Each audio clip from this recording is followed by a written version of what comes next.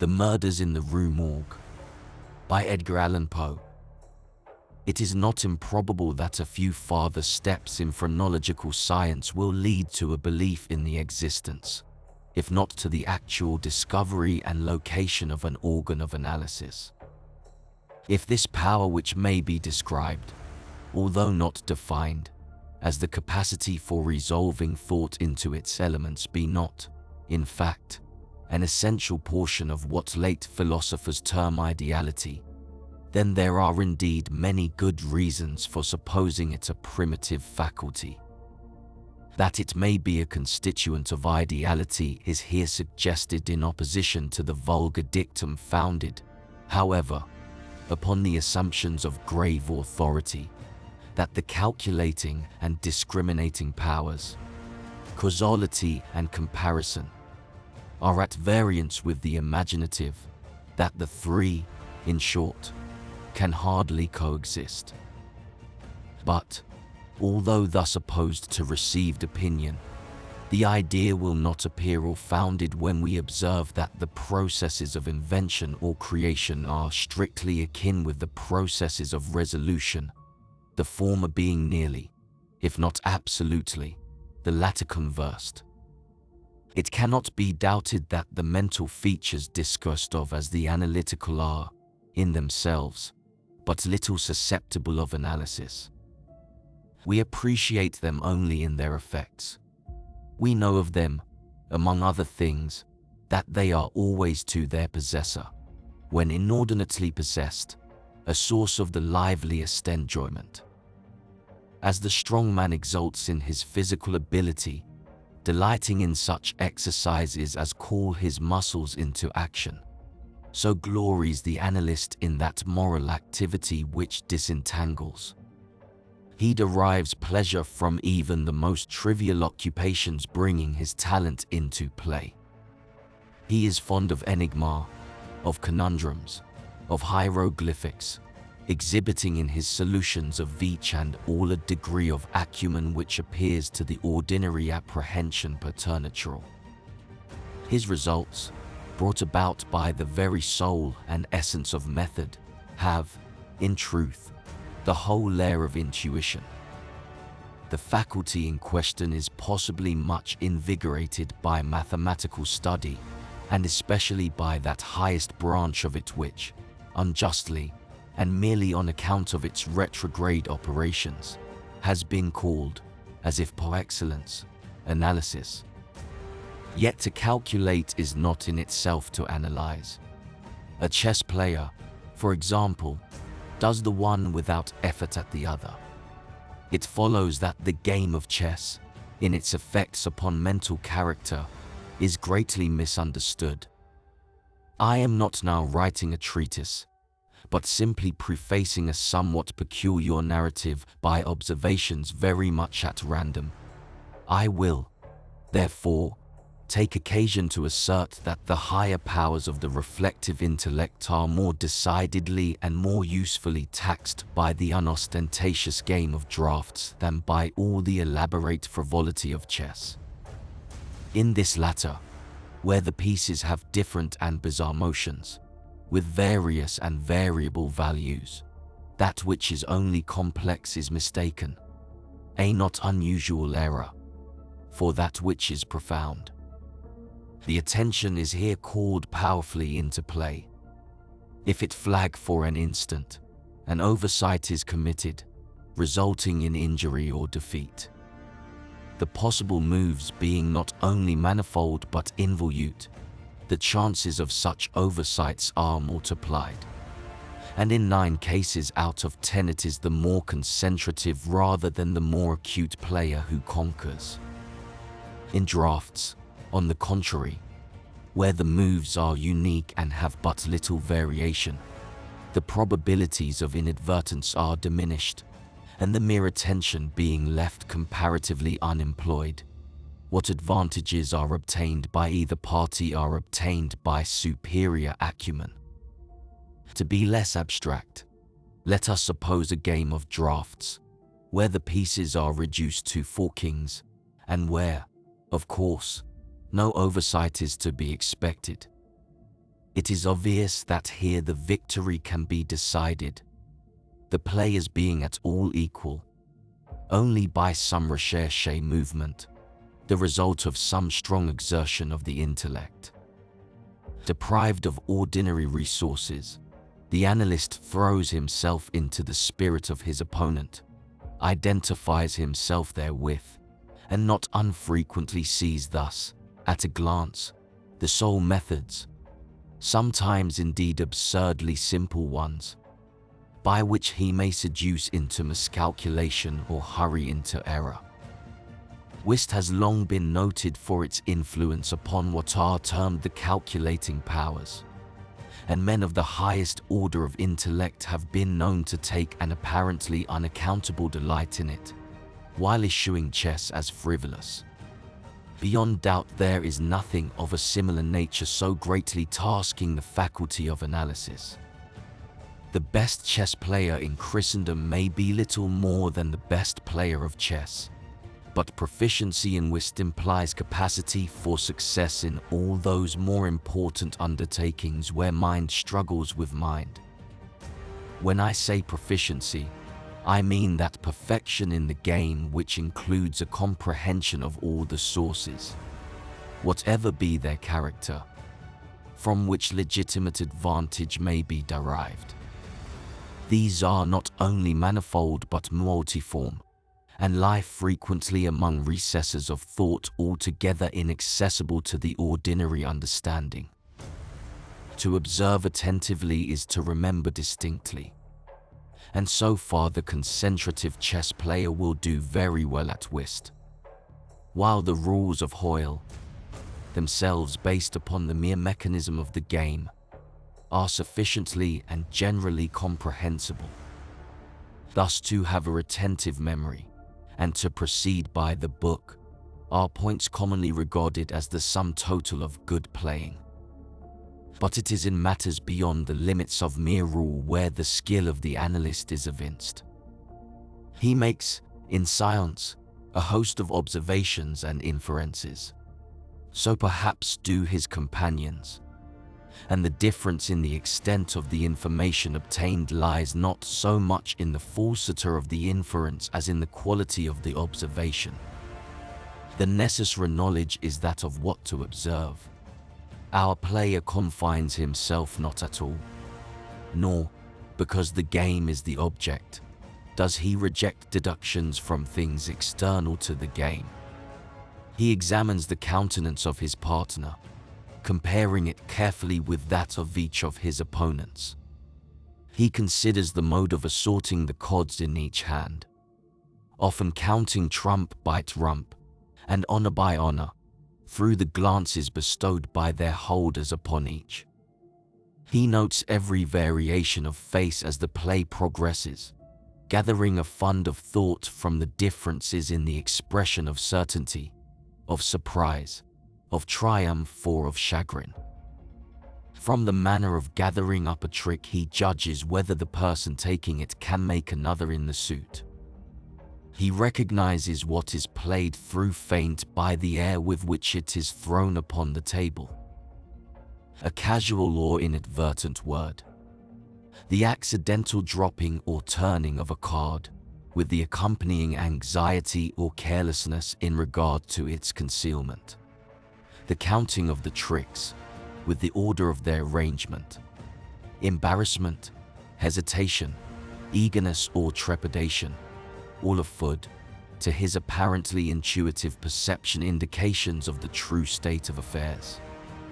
The first 2 or 3 rounds having been played, he is in full possession of the contents of each hand, and thenceforward puts down his cards with as absolute a precision of purpose as if the rest of the party had turned outward the faces of their own.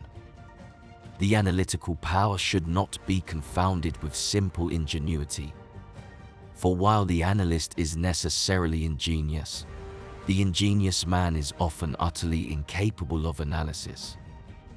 I have spoken of this latter faculty as that of resolving thought into its elements, and it is only necessary to glance upon this idea to perceive the necessity of the distinction just mentioned.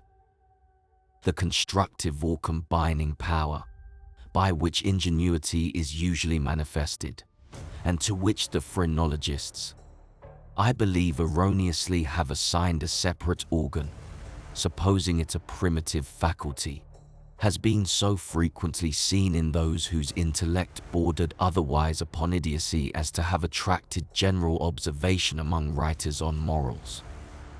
Between ingenuity and the analytic ability there exists a difference far greater indeed than that between the fancy and the imagination, but of a character very strictly analogous.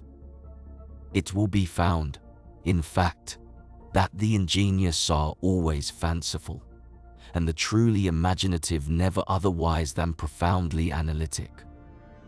The narrative which follows will appear to the reader somewhat in the light of a commentary upon the propositions just advanced. Residing in Paris during the spring and part of the summer of 18, I there contracted an intimacy with a Monsieur CAugusteDupin.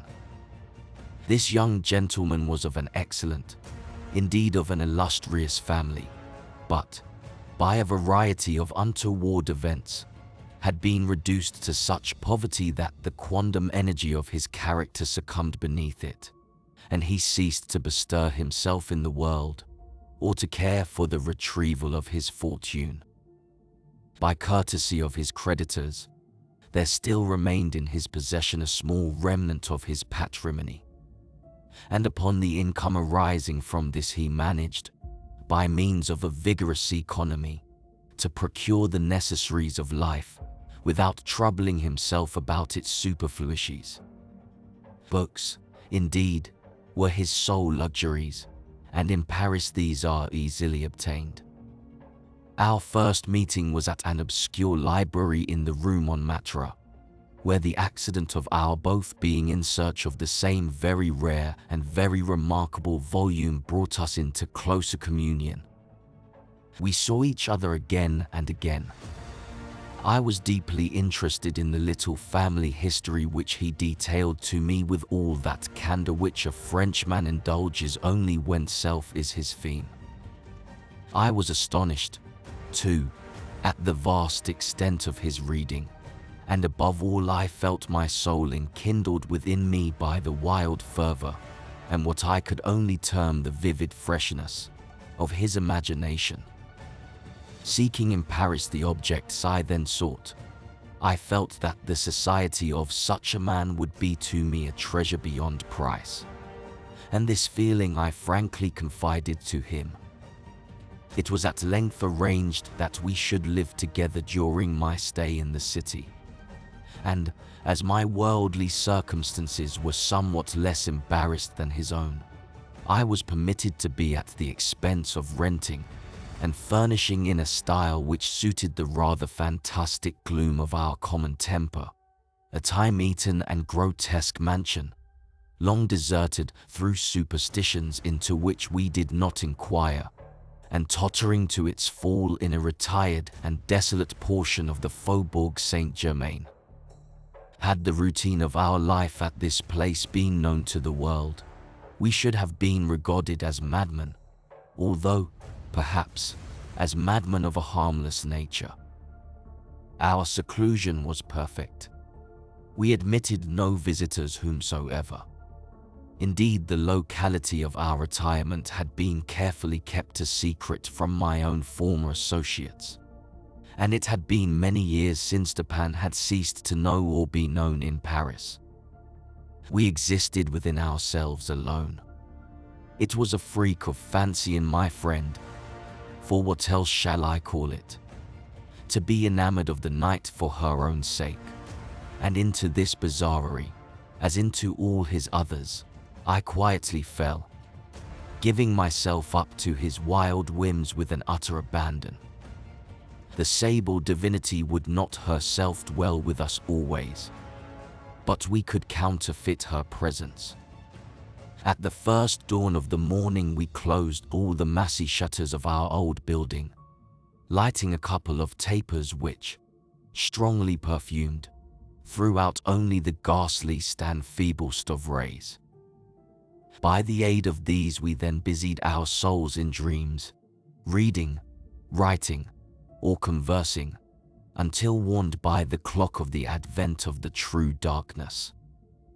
Then we sallied forth into the streets, arm in arm, continuing the topics of the day, or roaming far and wide until a late hour, seeking, amid the wild lights and shadows of the populous city, that infinity of mental excitement which quiet observation would afford. At such times I could not help remarking and admiring, although from his rich ideality I had been prepared to expect, a peculiar analytic ability in Dupin. He seemed, too, to take an eager delight in its exercise, if not exactly in its display, and did not hesitate to confess the pleasure thus derived. He boasted to me, with a low chuckling laugh, that most men, in respect to himself, wore windows in their bosoms, and was wont to follow up such assertions by direct and very startling proofs of his intimate knowledge of my own. His manner at these moments was frigid and abstract. His eyes were vacant in expression, while his voice, usually a rich tenor, rose into a treble which would have sounded petulantly but for the deliberateness and entire distinctness of the enunciation. Observing him in these moods, I often dwelt meditatively upon the old philosophy of the bipart soul, and amused myself with the fancy of a double Dupin, the creative and the resolvent. Let it not be supposed, from what I have just said, that I am detailing any mystery, or penning any romance. What I have described in the Frenchman was but the result of an excited, or perhaps of a diseased intelligence, but of the character of his remarks at the periods in question. An example will best convey the idea. We were strolling one night down a long dirty street, in the vicinity of the Palais Royal. Being both, apparently, occupied with thought, neither of us had spoken a syllable for 15 minutes at least. All at once Dupin broke forth with these words: "He is a very little fellow, that's true, and would do better for the Theatre des Variétés. There can be no doubt of that," I replied unwittingly, and not at first observing, so much had I been absorbed in reflection, the extraordinary manner in which the speaker had chimed in with my meditations. In an instant afterward I recollected myself, and my astonishment was profound. "Dupin," said I, gravely, "this is beyond my comprehension. I do not hesitate to say that I am amazed, and can scarcely credit my senses. How was it possible you should know I was thinking of—" Here I paused, to ascertain beyond a doubt whether he really knew of whom I thought. "Of Chantilly," said he. "Why do you pause? You were remarking to yourself that his diminutive figure unfitted him for tragedy." This was precisely what had formed the subject of my reflections. Chantilly was a quondam cobbler of the Rue Saint-Denis, who, becoming stage mad, had attempted the role of Xerxes, in Crebillon's tragedy so called, and being notoriously pasquinaded for his pains. "Tell me, for God's sake," I exclaimed, "the method, if method there be, by which you have been enabled to fathom my soul in this matter." In fact, I was even more startled than I would have been willing to express. "It was the fruiterer," replied my friend, "who brought you to the conclusion that the mender of souls was not of sufficient height for Xerxes at Igneson." "The fruiterer? You astonish me. I know no fruiterer whomsoever. The man who ran up against you as we entered the street. It may have been 15 minutes ago." I now remembered that in fact a fruiterer, carrying upon his head a large basket of apples, had nearly thrown me down, by accident, as we passed from the Rue C into the thoroughfare where we now stood. But what this had to do with Chantilly I could not possibly understand. There was not a particle of charlatanerie about Dupin. "I will explain," he said, "and that you may comprehend all clearly.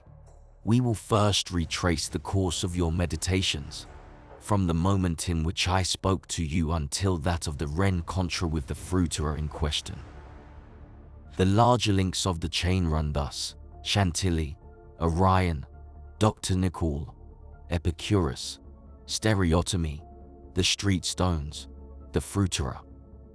There are few persons who have not, at some period of their lives, amused themselves in retracing the steps by which particular conclusions of their own minds have been attained.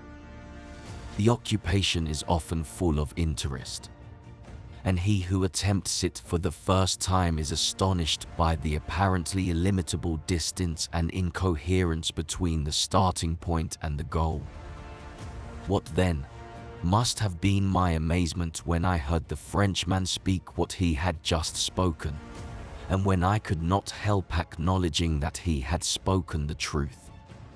He continued, "We had been talking of horses, if I remember right, just before leaving the Rue C. This was the last subject we discussed.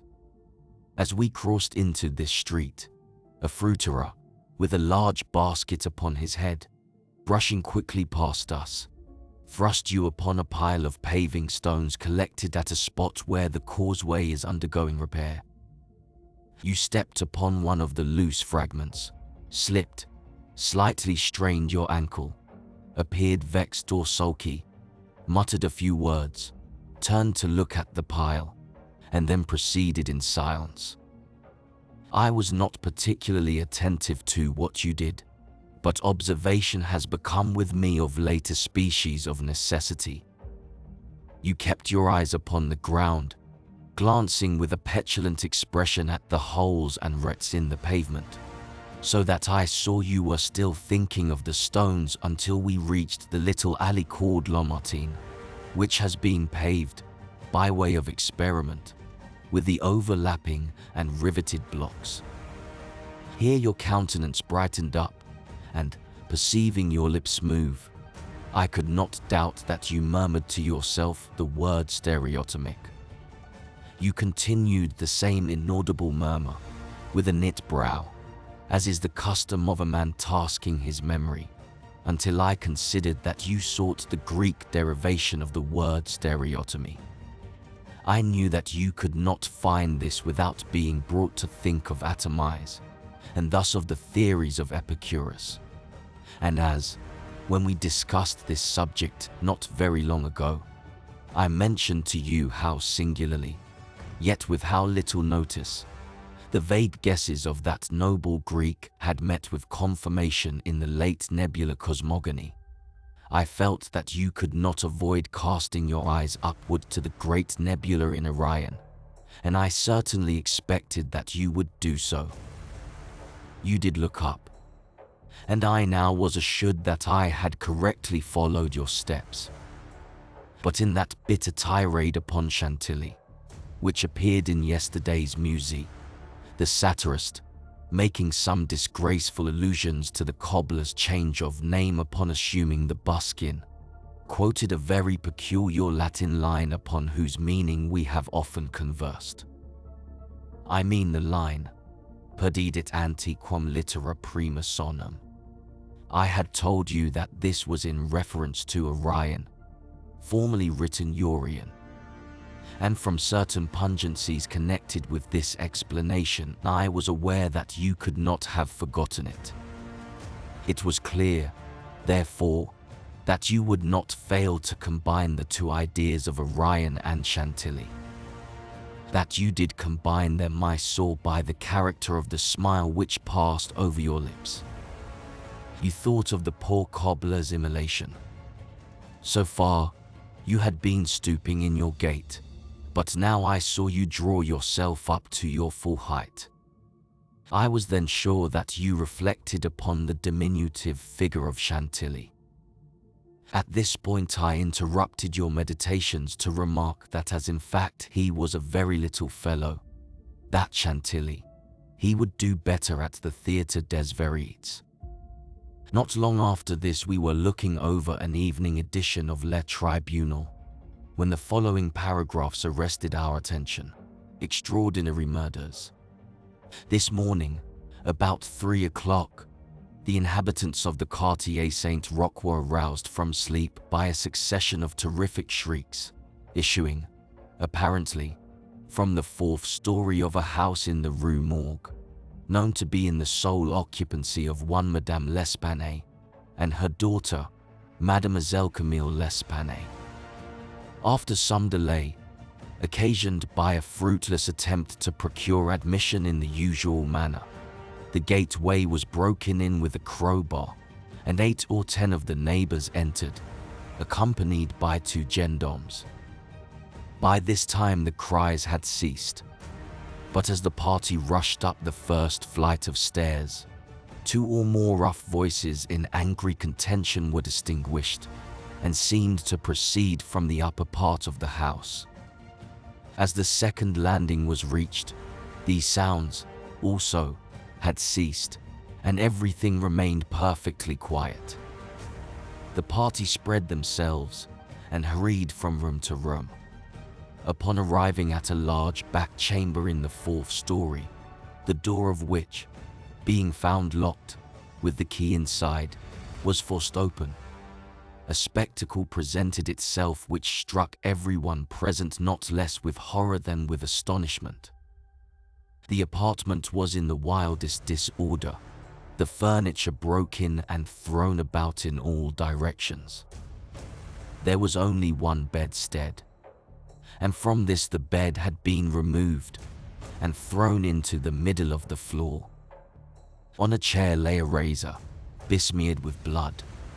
On the hearth were 2 or 3 long and thick tresses of grey human hair, also dabbled in blood, and seeming to have been pulled out by the roots.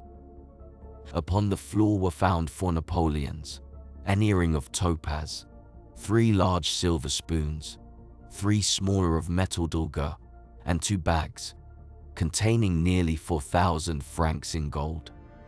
The drawers of a bureau, which stood in one corner, were open, and had been, apparently, rifled, although many articles still remained in them. A small iron safe was discovered under the bed, not under the bedstead. It was open, with the key still in the door. It had no contents beyond a few old letters and other papers of little consequence. Of Madame L'Espanaye no traces were here seen, but, an unusual quantity of soot being observed in the fireplace, a search was made in the chimney, and horrible to relate, the corpse of the daughter, head downward, was dragged therefrom, it having been thus forced up the narrow aperture for a considerable distance. The body was quite warm. Upon examining it, many excoriations were perceived, no doubt occasioned by the violence with which it had been thrust up and disengaged. Upon the face were many severe scratches, and upon the throat dark bruises, and deep indentations of fingernails, as if the deceased had been throttled to death. After a thorough investigation of every portion of the house, without farther discovery, the party made its way into a small paved yard in the rear of the building, where lay the corpse of the old lady, with her throat so entirely cut that, upon an attempt to raise her, the head fell off and rolled to some distance.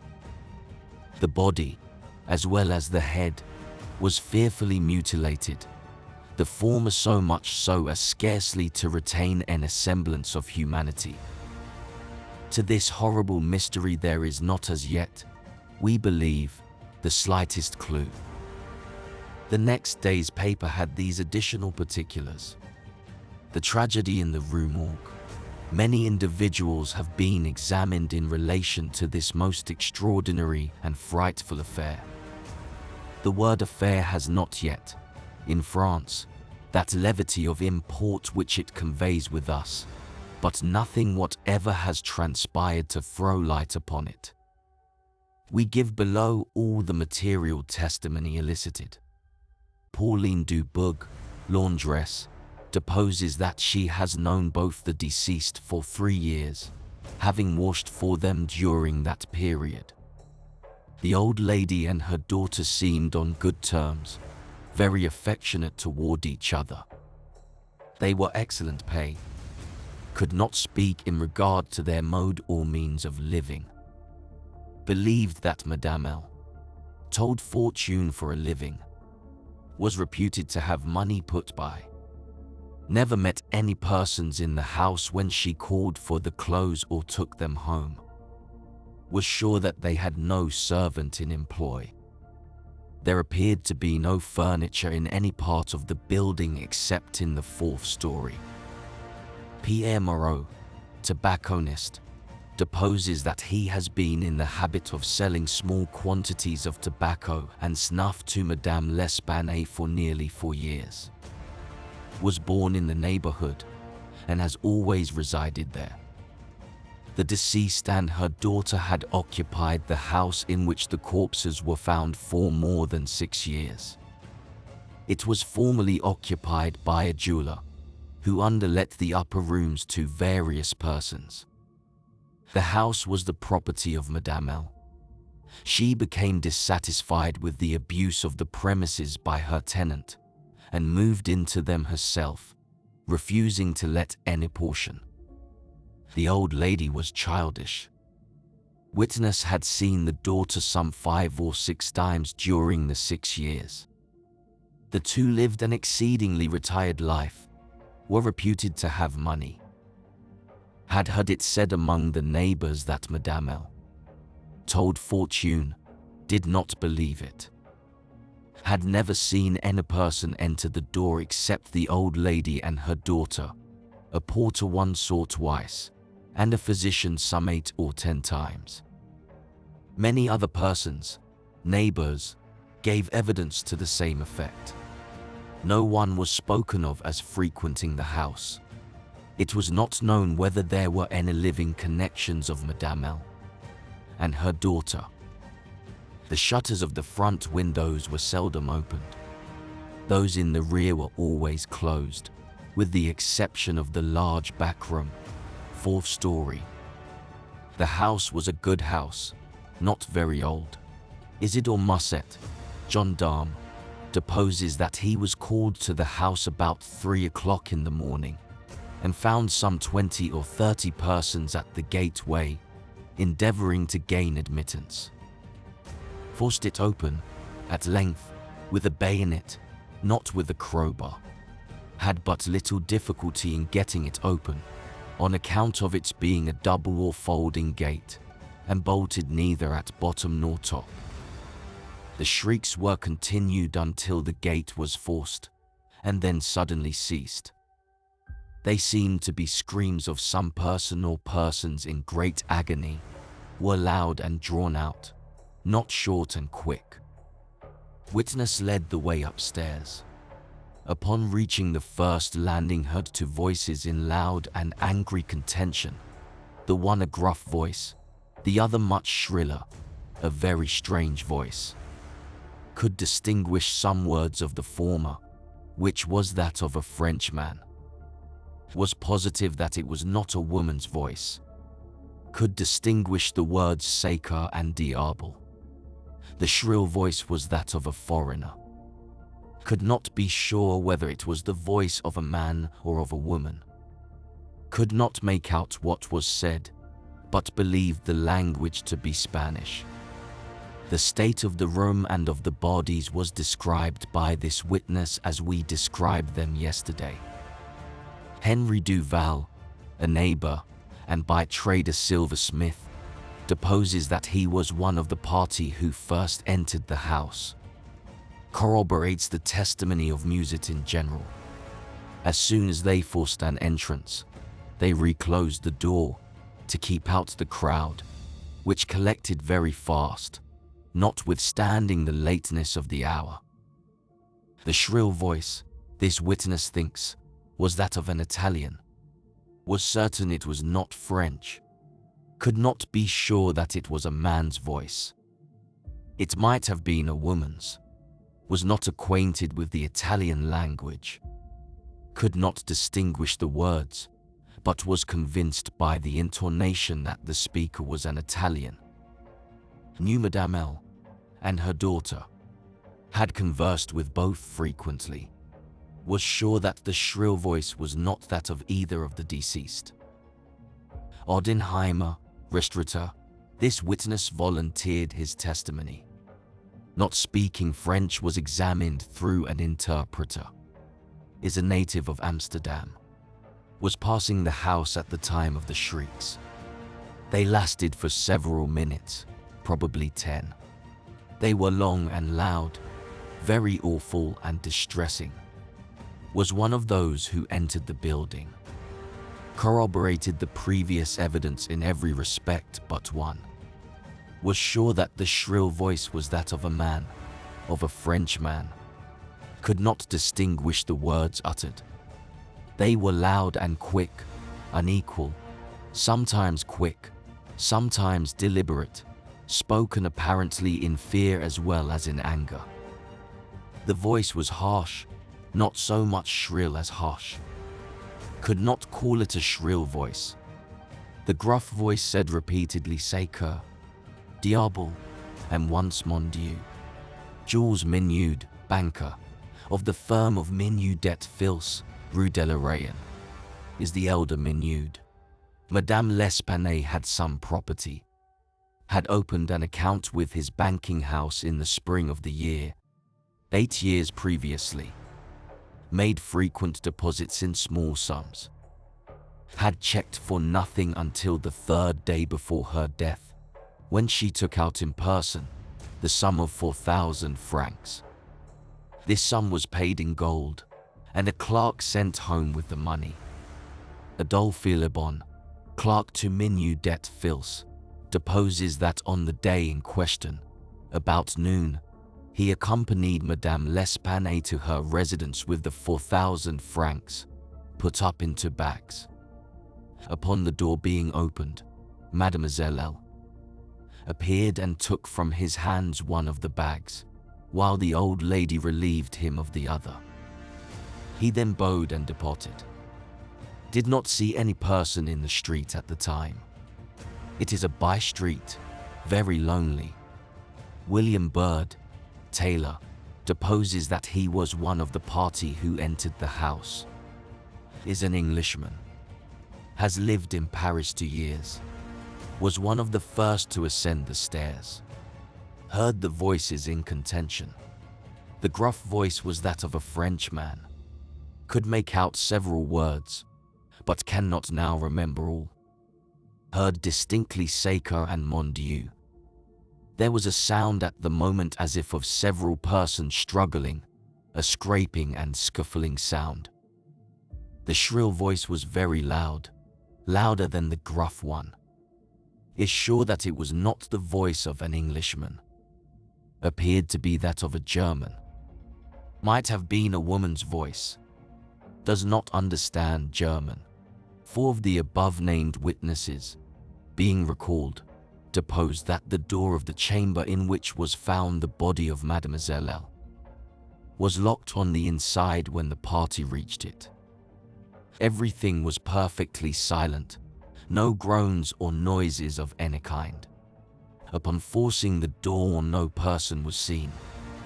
The windows, both of the back and front room, were down and firmly fastened from within. A door between the 2 rooms was closed, but not locked. The door leading from the front room into the passage was locked with the key on the inside. A small room in the front of the house, on the 4th story, at the head of the passage, was open, the door being ajar. This room was crowded with old beds, boxes, and so forth. These were carefully removed and searched. There was not an inch of any portion of the house which was not carefully searched. Sweeps were sent up and down the chimneys. The house was a 4-story one, with garrets, mansards. A trap door on the roof was nailed down very securely, did not appear to have been opened for years. The time elapsing between the hearing of the voices in contention and the breaking open of the room door was variously stated by the witnesses. Some made it as short as 3 minutes, some as long as 5. The door was opened with difficulty. Alfonso Goccio, undertaker, deposes that he resides in the Rue Morgue, is a native of Spain, was one of the party who entered the house, did not proceed upstairs, is nervous, and was apprehensive of the consequences of agitation. Heard the voices in contention. The gruff voice was that of a Frenchman. Could not distinguish what was said. The shrill voice was that of an Englishman. Is sure of this. Does not understand the English language, but judges by the intonation. Alberto Montani, confectioner, deposes that he was among the first to ascend the stairs. Heard the voices in question. The gruff voice was that of a Frenchman. Distinguished several words. The speaker appeared to be expostulating. Could not make out the words of the shrill voice. Spoke quick and unevenly. Thinks it the voice of a Russian. Corroborates the general testimony. Is an Italian. Never conversed with a native of Russia. Several witnesses recalled. Here testified that the chimneys of all the rooms on the 4th story were too narrow to admit the passage of a human being. By sweeps were meant cylindrical sweeping brushes, such as are employed by those who clean chimneys. These brushes were passed up and down every flue in the house. There is no back passage by which anyone could have descended while the party proceeded upstairs. The body of Mademoiselle L'Espanaye was so firmly wedged in the chimney that it could not be got down until 4 or 5 of the party united their strength. Paul Dummers, physician, deposes that he was called to view the bodies about daybreak. They were both then lying on the sacking of the bedstead in the chamber where Mademoiselle L. was found. The corpse of the young lady was much bruised and excoriated. The fact that it had been thrust up the chimney would sufficiently account for these appearances. The throat was greatly chafed. There were several deep scratches just below the chin, together with a series of livid spots which were evidently the impression of fingers. The face was fearfully discolored, and the eyeballs protruded. The tongue had been partially bitten through. A large bruise was discovered upon the pit of the stomach, produced apparently by the pressure of a knee. In the opinion of M. Dumas, Mademoiselle L'Espanaye had been throttled to death by some person or persons unknown. The corpse of the mother was horribly mutilated. All the bones of the right leg and arm were more or less shattered. The left tibia much splintered, as well as all the ribs of the left side. Whole body dreadfully bruised and discolored. It was not possible to say how the injuries had been inflicted. A heavy club of wood, or a broad bar of iron, a chair, any large, heavy and obtuse weapon, would have produced such results, if wielded by the hands of a very powerful man. No woman could have inflicted the blows with any weapon. The head of the deceased, when seen by witness, was entirely separated from the body, and was also greatly shattered. The throat had evidently been cut with some very sharp instrument, probably with a razor. Alexandre Etienne, surgeon, was called with M. Dumas to view the bodies, corroborated the testimony and the opinions of M. Dumas. Nothing farther of importance was elicited. although several other persons were examined. A murder so mysterious and so perplexing in all its particulars was never before committed in Paris, if indeed a murder has been committed at all. The police are entirely at fault, an unusual occurrence in affairs of this nature. There is not, however, the shadow of a clue apparent. The evening edition of the paper stated that the greatest excitement still continued in the Quartier Saint-Roch, that the premises in question had been carefully researched, and fresh examinations of witnesses instituted, but all to no purpose. A postscript, however, mentioned that Adolphe Philibon had been arrested and imprisoned, although nothing appeared to criminate him beyond the facts already detailed. Dupin seemed singularly interested in the progress of this affair, at least so I judged from his manner, for he made no comments whatever. It was only after the announcement that Le Bon had been imprisoned that he asked me my opinion respecting it. I could merely agree with all Paris in considering it an insoluble mystery. I saw no means by which it would be possible to trace the murderer. We must not judge of the means, said Dupin, by this shell of an examination. The Parisian police, so much extolled for acumen, are cunning, but no more. There is no method in their proceedings beyond the method of the moment. They make a vast parade of measures, but not unfrequently these are so illy adapted to the objects proposed as to put us in mind of Monsieur Jourdain's calling for his robe de chambre, pour mieux entendre la musique.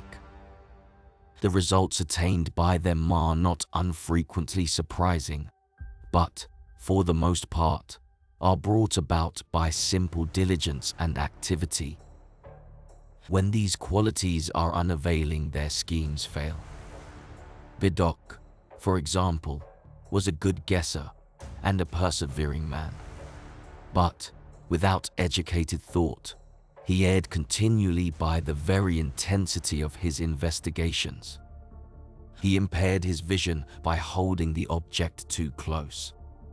He might see, perhaps, one or two points with unusual clearness, but in so doing he necessarily lost sight of the matter as a whole. Thus there is such a thing as being too profound. Truth is not always in a well. In fact, as regards the more important knowledge, I do believe that she is invariably superficial. The depth lies in the valleys where we seek her, and not upon the mountain tops where she is found. The modes and sources of this kind of error are well typified in the contemplation of the heavenly bodies. To look at a star by glances, to view it in a sidelong way by turning toward it the exterior portions of the retina, more susceptible of feeble impressions of light than the interior, is to behold the star distinctly, is to have the best appreciation of its luster, a luster which grows dim just in proportion as we turn our vision fully upon it. A greater number of rays actually fall upon the eye in the latter case, but in the former there is the more refined capacity for comprehension. By undue profundity we perplex and enfeeble thought, and it is possible to make even Venus herself vanish from the firmament by a scrutiny too sustained, too concentrated, and too direct. As for these murders, let us enter into some examinations for ourselves before we make up an opinion respecting them. An inquiry will afford us amusement. I thought this an odd term, so applied, but said nothing, and, besides, Le Bon once rendered me a service for which I am not ungrateful. We will go and see the premises with our own eyes. I know G, the prefect police, and shall have no difficulty in obtaining the necessary permission. This permission was obtained, and we proceeded at once to the Rue Morgue. This is one of those miserable thoroughfares which intervene between the Rue Richelieu and the Rue Saint-Roch.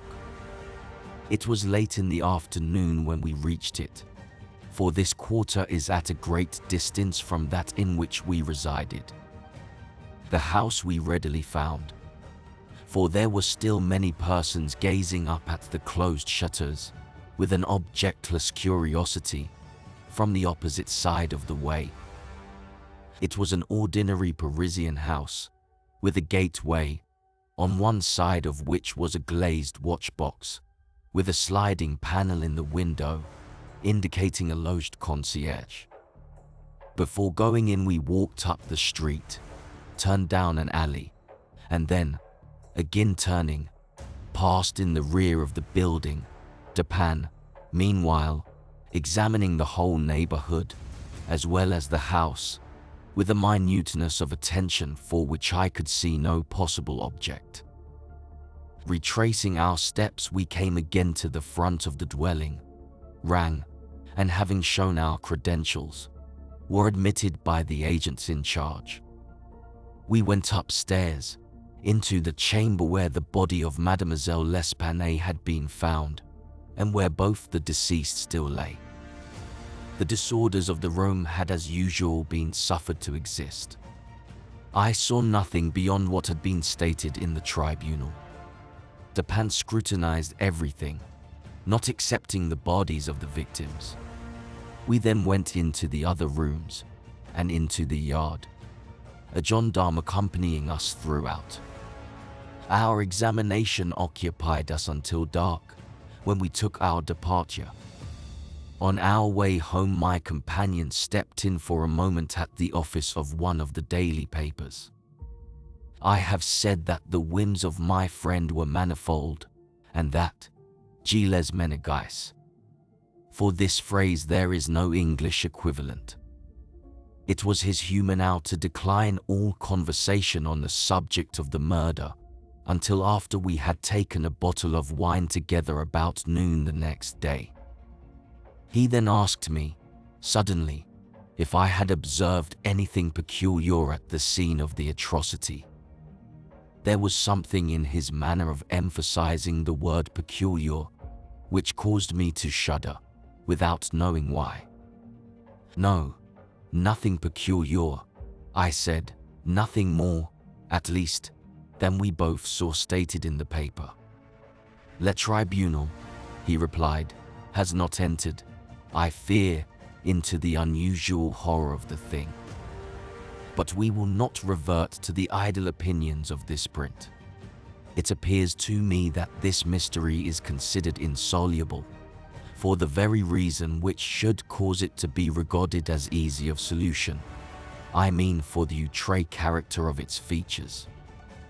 The police are confounded by the seeming absence of motive, not for the murder itself, but for the atrocity of the murder.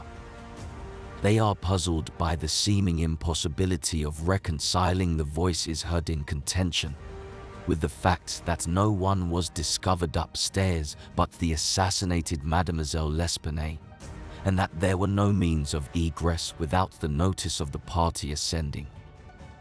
The wild disorder of the room, the corpse thrust with the head downward up the chimney, the frightful mutilation of the body of the old lady. These considerations, with those just mentioned, and others which I need not mention, have sufficed to paralyze the powers by putting completely at fault the boasted acumen of the government agents. They have fallen into the gross but common error of confounding the unusual with the abstruse. But it is by these deviations from the plane of the ordinary that reason feels its way, if at all, in its search after the true. In investigations such as we are now pursuing, it should not be so much asked what has occurred, as what has occurred which has never occurred before. In fact, the facility with which I shall arrive, or have arrived, at the solution of this mystery, is in exact ratio with its apparent insolubility in the eyes of the police. I stared at the speaker in mute astonishment. He continued. "I am now waiting," continued he, looking toward the door of our apartment. "I am now awaiting a person who, although perhaps not the perpetrator of these butcheries, must have been in some measure implicated in their perpetration of the worst portion of the crimes committed. It is probable that he is innocent. I hope that I am right in this supposition, for upon it I build my expectation of reading the entire riddle. I look for the man here, in this room, every moment. It is true that he may not arrive, but the probability is that he will. Should he come, it will be necessary to detain him. Here are pistols, and we both know how to use them when occasion demands their use." I took the pistols, scarcely knowing what I did, or believing what I heard, while Dupin went on, very much as if in a soliloquy. I have already spoken of his abstract manner at such times. His discourse was addressed to myself, but his voice, although by no means loud, had that intonation which is commonly employed in speaking to someone at a great distance. His eyes, vacant in expression, regarded only the wall. That the voices heard in contention, he said, by the party upon the stairs, were not the voices of the women themselves, was fully proved by the evidence. This relieves us of all doubt upon the question whether the old lady could have first destroyed the daughter and afterward have committed suicide. I speak of this point chiefly for the sake of method, for the strength of Madame L'Espanaye would have been utterly unequal to the task of thrusting her daughter's corpse up the chimney as it was found, and the nature of the wounds upon her own person entirely preclude the idea of self-destruction. Murder, then, has been committed by some third party, and the voices of this third party were those heard in contention. Let me now advert, not to the whole testimony respecting these voices, but to what was peculiar in that testimony. Did you observe anything peculiar about it? I remarked that, while all the witnesses agreed in supposing the gruff voice to be that of a Frenchman, there was much disagreement in regard to the shrill, or as one individual termed it, the harsh voice. That was the evidence itself, said Dupin, but it was not the peculiarity of the evidence. You have observed nothing distinctive. Re-employing my own words, I may say that you have pointed out no prominence above the plane of the ordinary, by which reason may feel her way. Yet there was something to be pointed out. The witnesses, as you remark, agreed about the gruff voice. They were here unanimous. But in regard to the shrill voice, the peculiarity is, not that they disagreed, but that, while an Italian, an Englishman, a Spaniard, a Hollander, and a Frenchman attempted to describe it, each one spoke of it as that of a foreigner. Each is sure that it was not the voice of one of his own countrymen. Each likens it, not to the voice of an individual of any nation with whose language he is conversant, but the converse. The Frenchman supposes it the voice of a Spaniard, and might have distinguished some words had he been acquainted with the Spanish. The Dutchman maintains it to have been that of a Frenchman. But we find it stated that, not understanding French, this witness was examined through an interpreter. The Englishman thinks it the voice of a German, and does not understand German. The Spaniardists show that it was that of an Englishman, but judges by the intonation altogether, as he has no knowledge of the English. The Italian believes it the voice of a Russian, but has never conversed with a native of Russia. A second Frenchman differs, moreover, with the first, and is positive that the voice is that of an Italian. But, not being cognizant of that tongue, is like the Spaniard, convinced by the intonation. Now, how strangely unusual must that voice have really been, about which such testimony as this could have been elicited, in whose tones, even denizens of the 5 great divisions of Europe could recognize nothing familiar. You will say that it might have been the voice of an Asiatic, of an African. Neither Asiatics nor Africans abound in Paris, but, without denying the inference, I will just now merely call your attention to 3 points which have relation to this topic. The voice is termed by one witness harsh rather than shrill. It is represented by to others to have been quick and unequal. No words, no sounds resembling words, were by any witness mentioned as distinguishable. I know not, continued Dupin, what impression I may have made, so far, upon your own understanding. But I do not hesitate to say that legitimate deductions even from this portion of the testimony, the portion respecting the gruff and shrill voices, are in themselves sufficient to engender a suspicion which should bias, or give direction to all farther progress in the investigation of the mystery. I said legitimate deductions, but my meaning is not thus fully expressed. I designed to imply that the deductions were the sole proper ones, and that the suspicion arose inevitably from them as the single result. What the suspicion is, however, I will not say just yet. I merely wish you to bear in mind that with myself it was sufficiently forcible to give a definite form, a certain tendency, to my inquiries in the chamber. Let us now transport ourselves, in fancy, to that chamber. What shall we first seek here? The means of egress employed by the murderers. It is not too much to say that we neither of us believe in preternatural events. Madame and Mademoiselle L'Espanaye were not destroyed by spirits. The doers of the dark deed were material, and escaped materially. Then how? Fortunately, there is but one mode of reasoning upon the point, and that mode must lead us to a definite decision.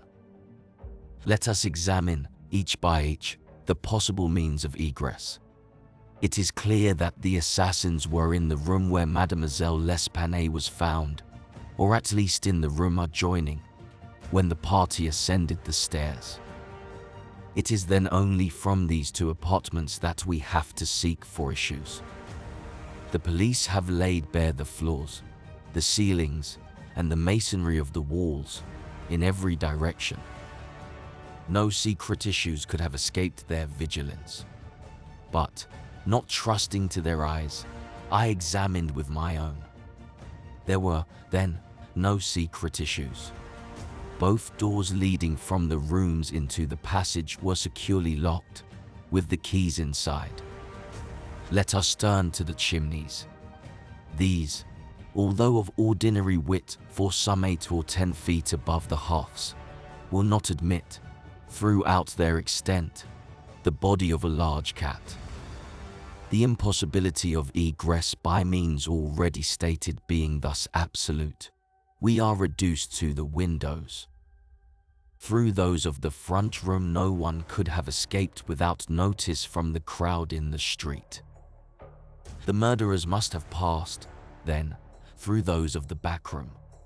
Now, brought to this conclusion in so unequivocal a manner as we are, it is not our part, as reasoners, to reject it on account of apparent impossibilities. It is only left for us to prove that these impossibilities are not such. There are 2 windows in the chamber. One of them is unobstructed by furniture and is wholly visible. The lower portion of the other is hidden from view by the head of the unwieldy bedstead which is thrust close up against it.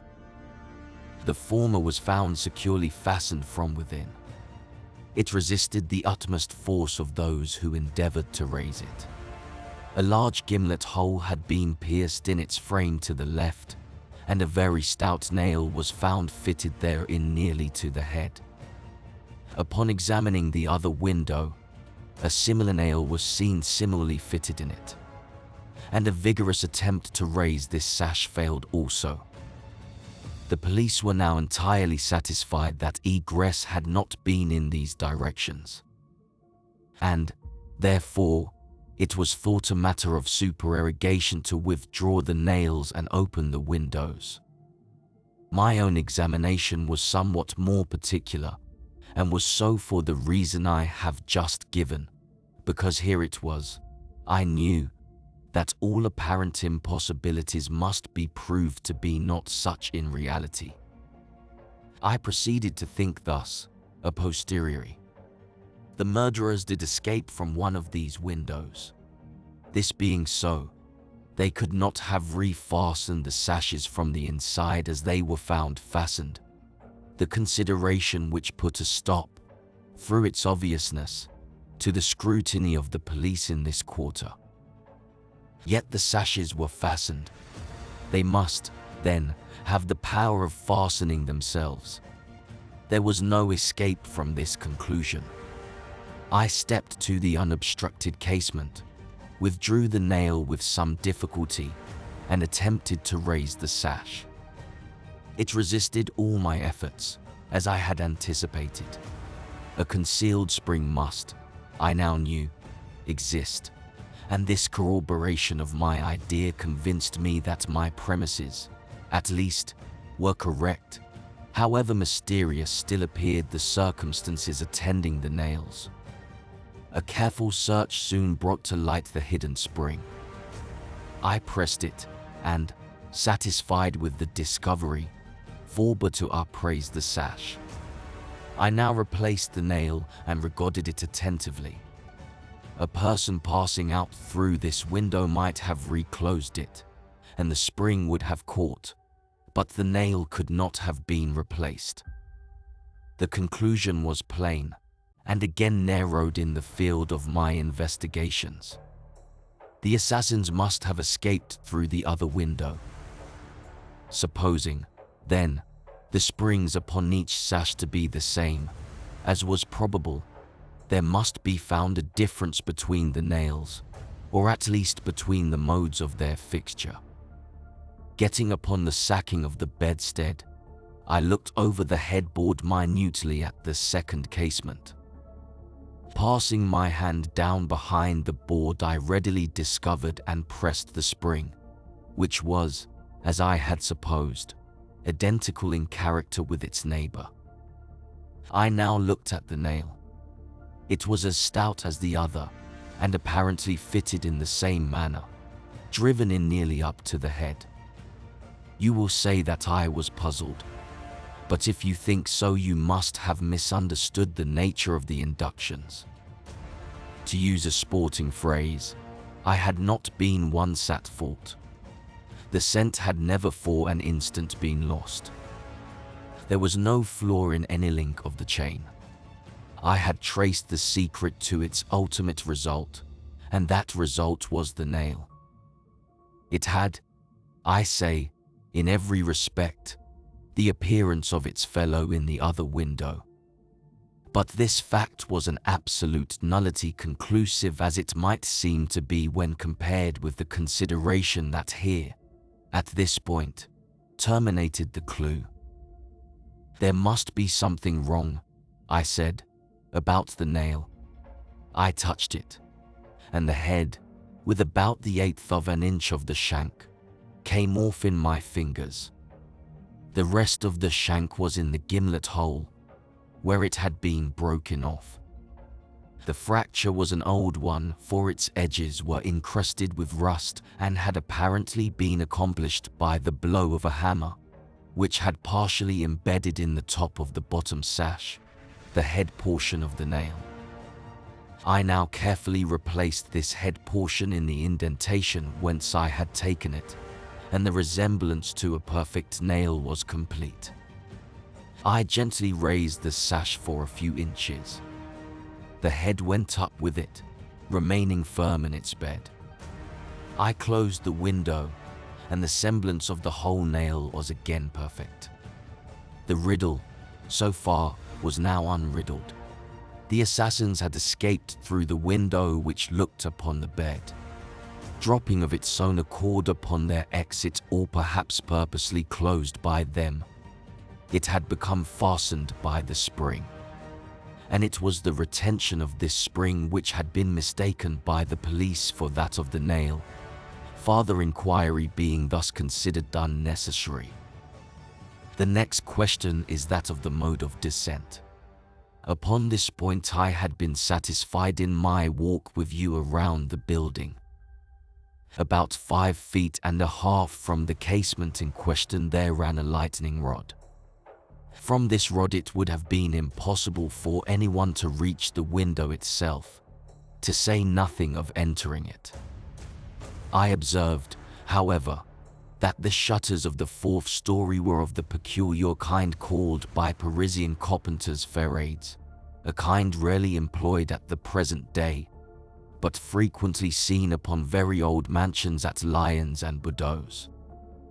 They are in the form of an ordinary door, a single, not a folding door, except that the lower half is latticed or worked in open trellis, thus affording an excellent hold for the hands.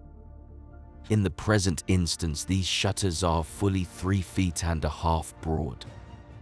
When we saw them from the rear of the house, they were both about half open, that is to say they stood off at right angles from the wall. It is probable that the police, as well as myself, examined the back of the tenement, but, if so, in looking at these ferrades in the line of their breadth, as they must have done, they did not perceive this great breadth itself, or, at all events, failed to take it into due consideration. In fact, having once satisfied themselves that no egress could have been made in this quarter, they would naturally bestow here a very cursory examination. It was clear to me, however, that the shutter belonging to the window at the head of the bed would, if swung fully back to the wall, reach to within 2 feet of the lightning rod. It was also evident that, by exertion of a very unusual degree of activity and courage, an entrance into the window, from the rod, might have been thus effected. By reaching to the distance of 2.5 feet, we now suppose the shutter open to its whole extent. A robber might have taken a firm grasp upon the trellis work, letting go, then, his hold upon the rod, placing his feet firmly against the wall, and springing boldly from it. He might have swung the shutter so as to close it, and, if we imagine the window open at the time, might even have swung himself into the room. I wish you to bear especially in mind that I have spoken of a very unusual degree of activity as requisite to success in so hazardous and so difficult a feat. It is my design to show you, first, that the thing might possibly have been accomplished, but, secondly and chiefly, I wish to impress upon your understanding the very extraordinary, the almost preternatural character of that agility which could have accomplished it. You will say, no doubt, using the language of the law, that to make out my case, I should rather undervalue than insist upon a full estimation of the activity required in this matter. This may be the practice in law, but it is not the usage of reason. My ultimate object is only the truth. My immediate purpose is to lead you to place in juxtaposition that very unusual activity of which I have just spoken, with that very peculiar shrill or harsh and unequal voice, about whose nationality no two persons could be found to agree, and in whose utterance no syllabification could be detected. At these words a vague and half-formed conception of the meaning of Dupin flitted over my mind. I seemed to be upon the verge of comprehension, without power to comprehend, as men, at times, find themselves upon the brink of remembrance, without being able, in the end, to remember. My friend went on with his discourse. You will see, he said, that I have shifted the question from the mode of egress to that of ingress. It was my design to convey the idea that both were affected in the same manner, at the same point. Let us now revert in fancy to the interior of the room. Let us survey the appearances here. The drawers of the bureau, it is said, had been rifled, although many articles of apparel still remained within them. The conclusion here is absurd. It is a mere guess, a very silly one, and no more. How are we to know that the articles found in the drawers were not all these drawers had originally contained? Madame L'Espanaye and her daughter lived an exceedingly retired life, saw no company, seldom went out, had little use for numerous changes of habiliment. Those found were at least of as good quality as any likely to be possessed by these ladies. If a thief had taken any, why did he not take the best? Why did he not take all? In a word, why did he abandon 4,000 francs in gold to encumber himself with a bundle of linen? The gold was abandoned. Nearly the whole sum mentioned by Monsieur Minude, the banker, was discovered, in bags, upon the floor. I wish you, therefore, to discard from your thought the blundering idea of motive engendered in the brains of the police by that portion of the evidence which speaks of money delivered at the door of the house. Coincidences 10 times as remarkable as this, the delivery of the money, and murder committed within 3 days upon the party receiving it, happened to each and all of us every hour of our lives, without attracting even a momentary notice. Coincidences in general are great stumbling blocks in the way of that class of thinkers who have been educated to know nothing, and care less, of the theory of probabilities, that theory to which the most glorious objects of human research are indebted for the most glorious of illustration. In the present instance, had the gold been gone, the fact of its delivery 3 days before would have formed something more than a coincidence. It would have been corroborative of this idea of motive. But, under the real circumstances of the case, if we are to suppose gold the motive of this outrage, we must also imagine the perpetrator so vacillating an idiot as to have abandoned his gold and his motive together. Keeping now steadily in mind the points to which I have drawn your attention, that peculiar voice, that unusual agility, and that startling absence of motive in a murder so singularly atrocious as this, let us glance at the butchery itself. Here is a woman strangled to death by manual strength and thrust up a chimney, head downward. Ordinary assassins employ no such modes of murder as this. Least of all, do they thus dispose of the murdered. In the manner of thrusting the corpse up the chimney, you will admit that there was something excessively outre, something altogether irreconcilable with our common notions of human action, even when we suppose the actors the most depraved of men.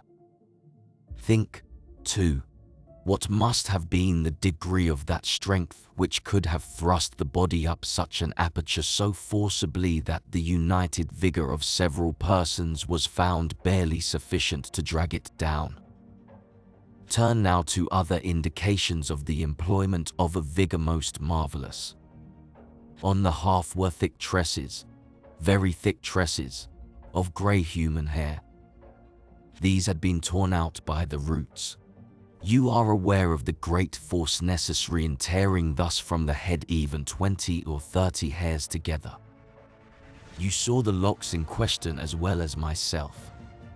Their roots, a hideous sight, were clotted with fragments of the flesh of the scalp, sure token of the prodigious power which had been exerted in uprooting perhaps 1,000,000 of hairs at a time. The throat of the old lady was not merely cut, but the head absolutely severed from the body. The instrument was a mere razor. Here again we have evidence of that vastness of strength upon which I would fix your attention. I wish you also to look, and to look steadily, at the brutal ferocity of these deeds. Of the bruises upon the body of Madame L'Espanaye I do not speak. Monsieur Dumas and his worthy coadjutor, Monsieur Etienne, have pronounced that they were inflicted by some obtuse instrument. And so far these gentlemen are very correct. The obtuse instrument was clearly the stone pavement in the yard, upon which the victim had fallen from the window which looked in upon the bed. This idea, however simple it may now seem, escaped the police for the same reason that the breadth of the shutters escaped them, because, by the affair of the nails, their perceptions had been hermetically sealed against the possibility of the windows having ever been opened at all. If now, in addition to all these things, you have properly reflected upon the odd disorder of the chamber, we have gone so far as to combine the ideas of a strength superhuman, an agility astounding, a ferocity brutal, a butchery without motive, a grotesquerie in horror absolutely alien from humanity, and a voice foreign in tone to the ears of men of many nations, and devoid of all distinct or intelligible syllabification. What result, then, has ensued? What impression have I made upon your fancy? I shuddered as Dupin asked me the question. A madman, I said, has done this deed, some raving maniac, escaped from a neighboring Maison Santa. In some respects, he replied, your idea is not irrelevant. But the voices of madmen, even in their wildest paroxysms, are never found to tally with that peculiar voice heard upon the stairs. Madmen are of some nation, and their language, however incoherent in its words, has always the coherence of syllabification. Besides, the hair of a madman is not such hair as I now hold in my hand.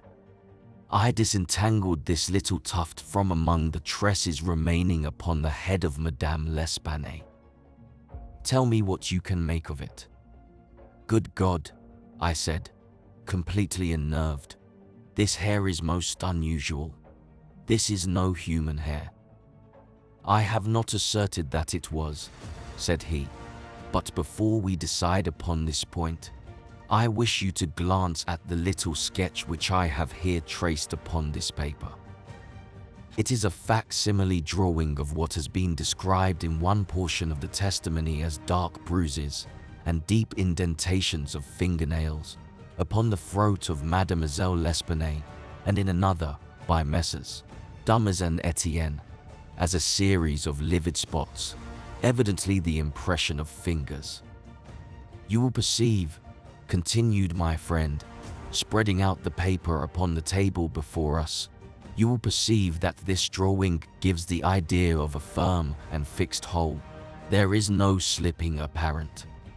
Each finger has retained, possibly until the death of the victim, the fearful grasp by which it originally embedded itself. Attempt now to place all your fingers, at one and the same time, in the impressions as you see them. I made the attempt in vain. We are possibly not giving this matter a fair trial, he said. The paper is spread out upon a plain surface, but the human throat is cylindrical. Here is a billet of wood, the circumference of which is about that of the throat.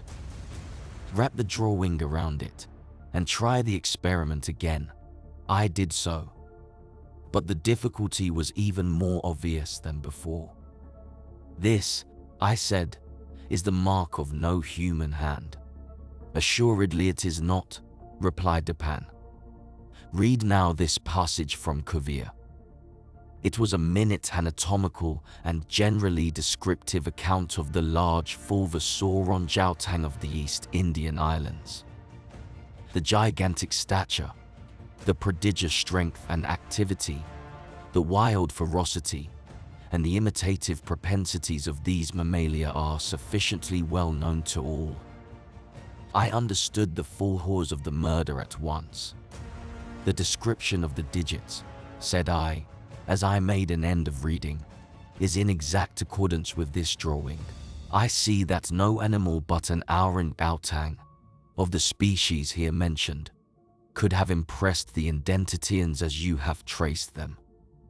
This tuft of yellow hair is identical in character with that of the beast of Cuvier. But I cannot possibly comprehend the particulars of this frightful mystery. Besides, there were two voices heard in contention, and one of them was unquestionably the voice of a Frenchman. True. And you will remember an expression attributed almost unanimously, by the evidence, to this voice, the expression, mon Dieu. This, under the circumstances, has been justly characterized by one of the witnesses, Montani, the confectioner, as an expression of remonstrance or expostulation. Upon these two words, therefore, I have mainly built my hopes of a full solution of the riddle. A Frenchman was cognizant of the murder. It is possible, indeed it is far more than probable, that he was innocent of all participation in the bloody transactions which took place. The orangutan may have escaped from him. He may have traced it to this chamber. But, under the agitating circumstances which ensued, he could never have recaptured it. It is still at large. I will not pursue these guesses, for I have no right to call them more than guesses, since the shades of reflection upon which they are based are scarcely of sufficient depth to be appreciable by my own intellect, and since I could not pretend to make them intelligible to the understanding of another than myself. We will call them guesses then, and speak of them as such. If the Frenchman in question be indeed, as I suppose, innocent of this atrocity, this advertisement, which I left last night, upon our return home, at the office of Le Monde, a paper devoted to the shipping interest, and much sought for by sailors, will bring him to our residence. He handed me a paper, and I read thus: Caught, in the Bois de Boulogne, early in the morning of the morning of the murder, a very large, tawny-colored orangutan of the Bornese species. The owner, who is ascertained to be a sailor, belonging to a Maltese vessel, may have the animal again, upon identifying it satisfactorily, and paying a few charges arising from its capture and keeping. Call at No. Rue, Faubourg Saint-Germain, Troyes. How was it possible, I asked, that you should know the man to be a sailor, and belonging to a Maltese vessel? I do not know it, said Dupin. I am not sure of it.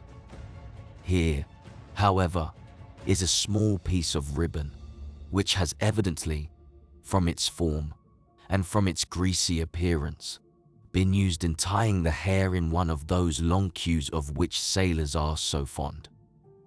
Moreover, this knot is one which few besides sailors can tie, and is peculiar to the Maltese.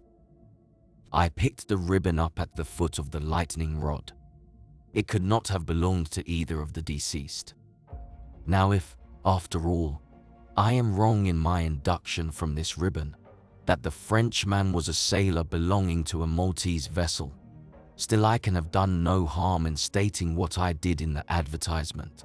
If I am in error, he will merely suppose that I have been misled by some circumstance into which he will not take the trouble to inquire. But if I am right, a great point is gained. Cognizant of the murder, although not guilty, The Frenchman will naturally hesitate about replying to the advertisement about demanding the orang-outang. He will reason thus: I am innocent. I am poor. My orang-outang is of great value. To one in my circumstances a fortune of itself. Why should I lose it through idle apprehensions of danger? Here it is within my grasp. It was found in the Bois de Boulogne, at a vast distance from the scene of that butchery. How can it ever be suspected that a brute beast should have done the deed? The police are at fault. They have failed to procure the slightest clue. Should they even trace the animal, it would be impossible to prove me cognizant of the murder, or to implicate me in guilt on account of that cognizance. Above all, I am known. The advertiser designates me as the possessor of the beast. I am not sure to what limit his knowledge may extend. Should I avoid claiming a property of so great a value, which it is known that I possess, I will render the animal at least liable to suspicion. It is not my policy to attract attention either to myself or to the beast. I will answer the advertisement, get the orang-outang, and keep it close until this matter has blown over. At this moment we heard a step upon the stairs. Be ready, said Dupin, with your pistols, but neither show them nor use them until at a signal from myself. The front door of the house had been left open, and the visitor had entered without ringing or rapping, and advanced several steps upon the staircase.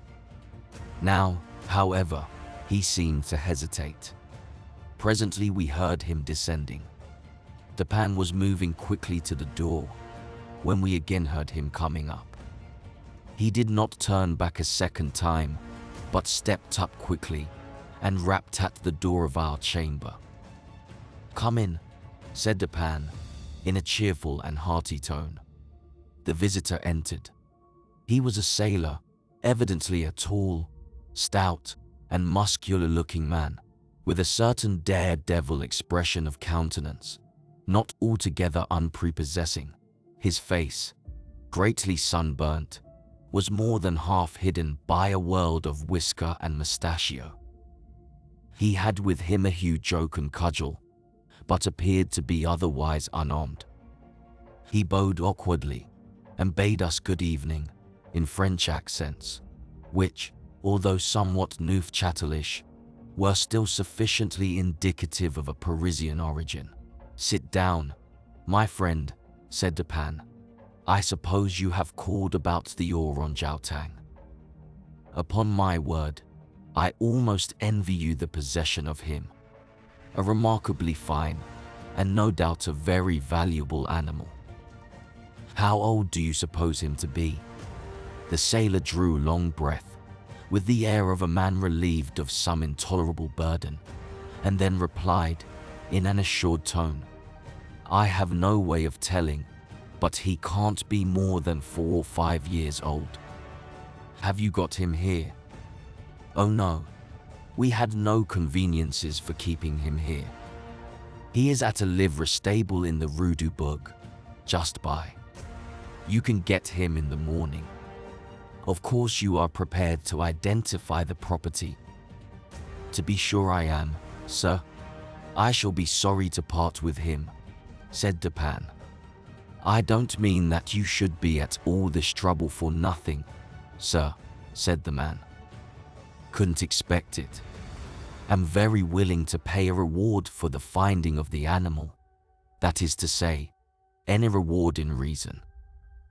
Well, replied my friend, that is all very fair, to be sure. Let me think. What reward ought I to have? Oh, I will tell you. My reward shall be this. You shall give me all the information in your power about that affair of the murder in the Rue Morgue. Dupin said these last words in a very low tone, and very quietly. Just as quietly, too, he walked towards the door, locked it, and put the key in his pocket. He then drew a pistol from his bosom and placed it, without the least flurry, upon the table. The sailor's face flushed up with an ungovernable tide of crimson. He started to his feet and grasped his cudgel. But the next moment he fell back into his seat, trembling convulsively, and with the countenance of death itself. He spoke not a single word. I pitied him from the bottom of my heart. "My friend," said Dupin, in a kind tone, "you are alarming yourself unnecessarily. You are indeed.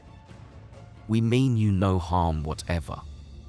I pledge you the honor of a gentleman and of a Frenchman that we intend you no injury. I perfectly well know that you are innocent of the atrocities in the Rue Morgue. It will not do, however, to deny that you are in some measure implicated in them. From what I have already said, you must know that I have had means of information about this matter, means of which you could never have dreamed. Now the thing stands thus. You have done nothing which you could have avoided, nothing certainly which renders you culpable. You were not even guilty of robbery, when you might have robbed with impunity. You have nothing to conceal. You have no reason for concealment. On the other hand, you are bound by every principle of honor to confess all you know. An innocent man is now imprisoned, charged with that crime of which you can point out the perpetrator." The sailor had recovered his presence of mind in a great measure while Dupin uttered these words, but his original boldness of bearing was all gone. "So help me God," said he, after a brief pause, "I will tell you all that I know about this affair, but I do not expect you to believe one half that I say. I would be a fool indeed if I did. Still, I am innocent, and I will make a clean breast if I die for it. I do not propose to follow the man in the circumstantial narrative which he now detailed. What he stated was, in substance, this. He had lately made a voyage to the Indian archipelago. A party, of which he formed one, landed at Borneo and passed into the interior on an excursion of pleasure. Himself and a companion had captured the orang-outang. This companion dying, the animal fell into his own exclusive possession. After great trouble, occasioned by the intractable ferocity of his captive during the home voyage, he at length succeeded in lodging it safely at his own residence in Paris, where, not to attract towards himself the unpleasant curiosity of his neighbors, he kept it carefully secluded until such time as it should recover from a wound in the foot, received from a splinter on board ship. His ultimate design was to sell it. Returning home from some sailor's frolic on the night, or rather in the morning of the murder, he found his prisoner occupying his own bedroom, into which he had broke in from a closet adjoining, where he had been, as it was thought, securely confined. The beast, razor in hand and fully lathered, was sitting before a looking-glass, attempting the operation of shaving, in which he had no doubt previously watched his master through the keyhole of the closet. Terrified at the sight of so dangerous a weapon in the possession of an animal so ferocious, and so well able to use it, the man, for some moments, was at a loss what to do. He had been accustomed, however, to quiet the creature, even in its fiercest moods, by the use of a strong wagoner's whip, and to this he now resorted. Upon sight of it, the orang-outang sprang at once through the door of the chamber, down the stairs, and thence, through a window, unfortunately open, into the street. The Frenchman followed in despair, the ape, razor still in hand, occasionally stopping to look back and gesticulate at his pursuer, until the latter had nearly come up with him. He then again made off. In this manner the chase continued for a long time. The streets were profoundly quiet, as it was nearly 3 o'clock in the morning. In passing down an alley in the rear of the Rue Morgue, the fugitive's attention was arrested by a light, the only one apparent except those of the town lamps gleaming from the open window of Madame L'Espanaye's chamber in the 4th story of her house. Rushing to the building, he perceived the lightning rod, clambered up with inconceivable agility, grasped the shutter, which was thrown fully back against the wall, and, by its means, swung himself directly upon the headboard of the bed. The whole feat did not occupy a minute. The shutter was kicked open again by the orang-outang as he entered the room. The sailor, in the meantime, was both rejoiced and perplexed. He had strong hopes of now recapturing the ape, as it could scarcely escape from the trap into which it had ventured, except by the rod, where it might be intercepted as it came down. On the other hand, there was much cause for anxiety as to what the brute might do in the house. This latter reflection urged the man still to follow the fugitive. A lightning rod is ascended without difficulty, especially by a sailor. But when he had arrived as high as the window, which lay far to his left, his career was stopped.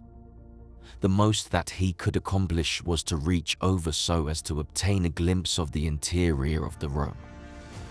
At this glimpse he nearly fell from his hold through excess of horror. Now it was that those hideous shrieks arose upon the night, which had startled from slumber the inmates of the Rue Morgue.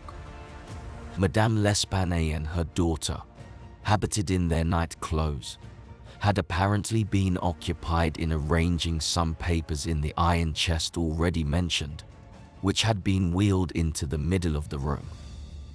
It was open, and its contents lay beside it on the floor. Their backs must have been towards the window, and, by the time elapsing between the screams and the ingress of the ape, it seems probable that he was not immediately perceived. The flapping to of the shutter would naturally have attributed to the wind. As the sailor looked in, the gigantic beast had seized Madame L'Espanaye by the hair, which was loose, as she had been combing it, and was flourishing the razor about her face, in imitation of the motions of a barber. The daughter lay prostrate and motionless. She had swooned. The screams and struggles of the old lady, during which the hair was torn from her head, had the effect of changing the probably pacific purposes of the orang-outang into those of ungovernable wrath. With one determined sweep of his muscular arm he nearly severed her head from her body. The sight of blood inflamed his anger into frenzy. Gnashing his teeth and flashing fire from his eyes, he flew upon the body of the girl and embedded his fearful talons in her throat, retaining his grasp until she expired. His wandering and wild glances fell at this moment upon the head of the bed, over which those of his master, glazed in horror, were just discernible. The fury of the beast, who no doubt bore still in mind the dreaded whip, was instantly converted into dread.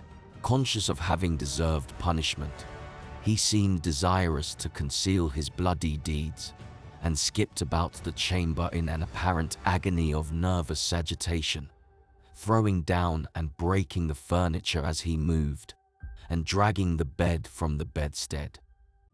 In conclusion, he seized first the corpse of the daughter, and thrust it up the chimney, as it was found. Then that of the old lady, with which he rushed to the window, precipitating it immediately therefrom. As the ape approached him with his mutilated burden, the sailor shrank aghast to the rod, and rather gliding than clambering down it, hurried at once home, dreading the consequences of the butchery, and gladly abandoning, in his terror, all solicitude about the fate of the Orangutan. The words heard by the party upon the staircase were the Frenchman's exclamations of horror and affright, commingled with the fiendish jabberings of the brute. I have scarcely anything to add. The orangutan must have escaped from the chamber, by the rod, just before the breaking of the door. He must have closed the window as he passed through it. He was subsequently caught by the owner himself, who obtained for him a very large sum at the Jardin des Plantes. Le Bon was instantly released upon our narration of the circumstances, with some comments from Dupin at the bureau of the Prefect Police. This functionary, however well disposed to my friend, could not altogether conceal his chagrin at the turn which affairs had taken, and was fain to indulge in a sarcasm or two, in regard to the propriety of every person minding his own business. "Let him talk," said Dupin, who had not thought it necessary to reply. "Let him discourse. It will ease his conscience. I am satisfied with having defeated him in his own castle. In truth, he is too cunning to be acute.